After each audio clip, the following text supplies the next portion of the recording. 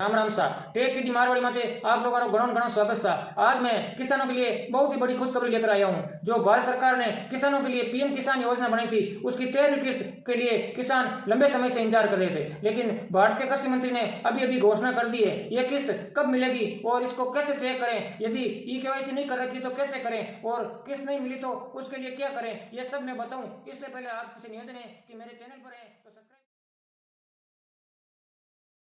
भाइयों के लिए भारत सरकार ने अभी अभी बहुत ही बड़ी खुशखबरी दी है। भारत सरकार के कृषि मंत्री ने 27 तारीख को किसानों के खाते में 13वीं किस्त की राशि जारी करने के निर्देश दे दिए हैं। अब यह किस्त किन किसानों को मिलेगी, किन को नहीं मिलेगी और कब तक मिलेगी, इस बारे में यदि चेक करना है तो चेक करने के लिए मैं आपको पूरा इसका विवरण समझाता हूँ कि जिन किसानों ने ई-केवाईसी नहीं की है उनको यह किस्त नहीं मिलेगी। तो ई-केवाईसी कैसे करें, इसके लिए मैं आपको डिस्क्रिप्शन में पूरा का पूरा बायोडाटा बना के दे दूंगा, जिससे आप मोबाइल से घर बैठे आप अपनी किस्त को चेक कर सकते हैं। इसके अलावा इसमें बहुत बड़े बदलाव किया है भारत सरकार ने।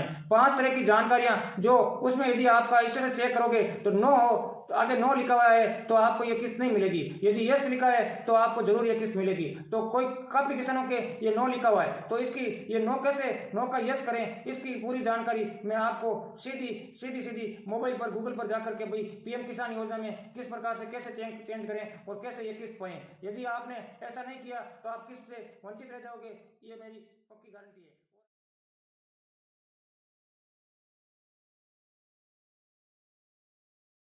अपने फ़ोन में कोई भी ब्राउज़र ओपन करना है, यहाँ पर आपको लिखना है पीएम किसान। जैसे आप इसे लिख करके सर्च करेंगे तो आपके सामने कुछ इस तरह का इंटरफेस आएगा। अब यहाँ पर सबसे ऊपर जो पीएम किसान लिखा है इसी पर आपको क्लिक करना है, तो आपके सामने पीएम किसान सम्मान निधि की ऑफिशियल साइट ओपन हो जाएगी। यहाँ पर आपको स्क्रॉल डाउन करके नीचे आना है। नीचे आएंगे तो यहाँ पर फार्मर कार्नर का आपको ऑप्शन मिलेगा, उसमें नीचे आएंगे तो बेनिफिशियरी स्टेटस का ऑप्शन आपको मिल जाएगा। दोस्तों जैसे आप बेनिफिशियरी स्टेटस पर क्लिक करेंगे तो आपके सामने कुछ इस तरह का इंटरफेस आएगा। अब दोस्तों यहाँ पर बेनिफिशियरी स्टेटस चेक करने के लिए आपके पास 2 विकल्प हैं। आप चाहे तो मोबाइल नंबर डाल करके कर सकते हैं या फिर रजिस्ट्रेशन नंबर। तो अभी ये टिक मोबाइल नंबर पर लगा है। आप चाहे तो रजिस्ट्रेशन नंबर डाल करके भी चेक कर सकते हैं, तो आपको टिक रजिस्ट्रेशन नंबर में लगा देना है। वहीं अगर आपको अपना रजिस्ट्रेशन नंबर नहीं पता है तो सब ऊपर देखेंगे नो योर रजिस्ट्रेशन नंबर, इस पर आप क्लिक करेंगे। क्लिक करने के बाद यहाँ पर आपको अपना मोबाइल नंबर डाल देना है। जिस भी मोबाइल नंबर से आपने अपनी पीएम किसान की ई-केवाईसी को किया है वो नंबर डालेंगे, कैप्चा कोड डालेंगे, गेट मोबाइल ओटीपी पर क्लिक करेंगे। ओटीपी आपको सबमिट नहीं करना है, दोबारा से डिटेल्स पर क्लिक कर देंगे तो आपके सामने आपका रजिस्ट्रेशन नंबर आ जाएगा, यानी ओटीपी की कोई भी आवश्यकता नहीं है। अब दोस्तों अगर आपके पास में आपका रजिस्ट्रेशन नंबर है, आपको यहाँ से बैक आ जाना है और फिर से आप इसी पेज में आ जाएंगे तो फिर से आपको बेनिफिशियरी स्टेटस में आ जाना है और यहाँ पर मेरे पास रजिस्ट्रेशन नंबर है तो मैं डाल करके यहाँ पर चेक कर लेता हूँ। दोस्तों यहाँ पर आप रजिस्ट्रेशन नंबर डालेंगे और जैसा कैप्चा कोड दिखाया जा रहा है सेम वैसा ही कैप्चा कोड यहाँ पर डालेंगे और यहाँ पर नीचे जो गेट डिटेल्स का ऑप्शन है इसी पर आपको क्लिक कर देना है। दोस्तों मैंने रजिस्ट्रेशन नंबर कैप्चा कोड डाल करके जैसे ही गेट डिटेल्स पर क्लिक किया तो मेरे सामने ये पीएम किसान का बेनिफिशियरी स्टेटस ओपन हो चुका है। अब दोस्तों यहाँ पर मैं आपको जो बताने वाला हूँ कि जो 5 पॉइंट आपको देखने हैं उनमें से सबसे पहला पॉइंट है आधार डेमो ऑथेंटिकेशन स्टेटस। इसमें यहाँ पर सक्सेस लिखा होना चाहिए। अगर यहाँ पर सक्सेस नहीं लिखा है तब भी आपको पीएम किसान योजना की 13वीं किस्त नहीं मिलेगी। और दूसरा जो पॉइंट है वो है ई-केवाईसी डन, उसके आगे भी यस लिखा होना चाहिए, यानी आपकी पीएम किसान की ई-केवाईसी डन होनी चाहिए। अगर आपने ई-केवाईसी नहीं कराई है तो आज भी हो रही है, आप इसे तत्काल करवा दीजिए, क्योंकि अगर आप पीएम किसान की केवाईसी को नहीं कराएंगे तब भी आपको योजना की 13वीं किस्त नहीं मिलेगी। और उसके बाद दोस्तों आ जाते हैं थर्ड पॉइंट पर, तो यहाँ पर है एलिजिबिलिटी यानी पात्रता। अगर आप पीएम किसान योजना के लिए पात्र हैं तो इसके आगे यस लिखा होना जरूरी है।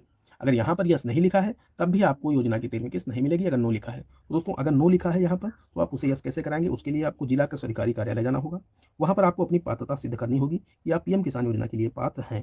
आप गलती से अपात्र हो गए हैं तो वहाँ पर आप ऐसा लेटर देंगे तो वहाँ से आपका वेरिफिकेशन होगा और अगर आप पात्र पाए जाते हैं तो यस हो जाएगा। उसके बाद दोस्तों चौथा पॉइंट है पेमेंट मोड, जो है ये आधार होना चाहिए। अगर यहाँ पर पेमेंट मोड अकाउंट होगा तब भी आपको योजना की 13वीं किस्त नहीं मिल पाएगी। तो दोस्तों ये भी आपको देख लेना है कि पेमेंट मोड आपका आधार हुआ है या नहीं है, क्योंकि अगर आपका पेमेंट मोड आधार है तो आपको किस्त मिल जाएगी, अगर नहीं है तो फिर दिक्कत आएगी। तो अगर पेमेंट मोड आपका आधार नहीं है, अकाउंट है, तो उसे आप आधार मोड में कैसे बदलेंगे, तो उसके लिए मैं आपको बताना चाहता हूँ आपका बैंक अकाउंट एनपीसीआई से मैप होना जरूरी है। मैं इस पर कई वीडियो बना चुका हूँ कि आप किस तरह से घर बैठे अपने बैंक अकाउंट को एनपीसीआई से मैप कर सकते हैं। तो दोस्तों जैसे ही आपका बैंक अकाउंट एनपीसीआई से मैप हो जाएगा तो ऑटोमेटिकली पेमेंट मोड आधार हो जाएगा। तो अगर आपका पेमेंट मोड अकाउंट है तो इसका मतलब ये है कि आपका जो बैंक अकाउंट है वो एनपीसीआई से मैप नहीं है, उसे भी आप करवा लें। तो इसका वीडियो मैं आपको वीडियो के डिस्क्रिप्शन में लिंक दे दूंगा, तो वहाँ से देख करके आप उसे करवा सकते हैं। और उसके बाद दोस्तों अकाउंट नंबर एनए, क्योंकि अकाउंट मोड है नहीं तो यहाँ पर कोई मतलब नहीं रह जाता इसका। और उसके बाद दोस्तों आ जाता है पीएफएमएस बैंक स्टेटस।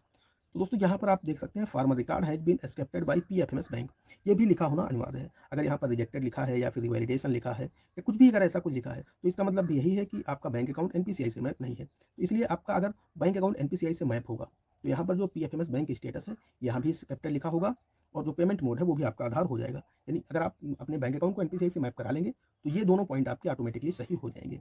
और दोस्तों सबसे महत्वपूर्ण है लैंड सीडिंग। सबसे नीचे आएंगे तो लैंड सीडिंग दिखेगा, यहाँ पर यस लिखा हुआ है। तो दोस्तों मैं जिनका भी स्टेटस देख रहा हूँ इनके में सब कुछ सही है। तो अगर आपके में इनमें से कोई एक पॉइंट मिस है, किसी भी पॉइंट में आपकी कमी है, तब दोस्तों आपको योजना की 13वीं किस्त नहीं मिलेगी। तो लैंड सीडिंग जो यहाँ पर यस है, अगर किसी की नो है तो वो यस कैसे करवा सकता है, तो उसके लिए मैं आपको बताना चाहता हूँ। इसके लिए दोस्तों आपको अपने ब्लॉक चले जाना है, वहाँ पर लैंड सीडिंग का कार्य चल रहा है इस समय, ब्लॉक यानी विकास खंड। वहाँ जाएंगे, जो भी वहाँ का बीज भंडार है उसके जो भी प्रभारी हैं, आपको उनके पास जाना है। वहाँ पर आपको अपनी इंतखाब ले जानी है, आपको अपना आधार कार्ड ले जाना है, बैंक पासबुक ले जानी है, और आपने जिस भी नंबर से केवाईसी की है वो मोबाइल नंबर, ये सभी चीज़ें ले जा करके आपको उन्हें दे देनी है। और वो जिला कृषि अधिकारी कार्यालय को एक्सेल सीट बना करके भेज देंगे, तो आपकी जो लैंड सीडिंग है वो यस हो जाएगी।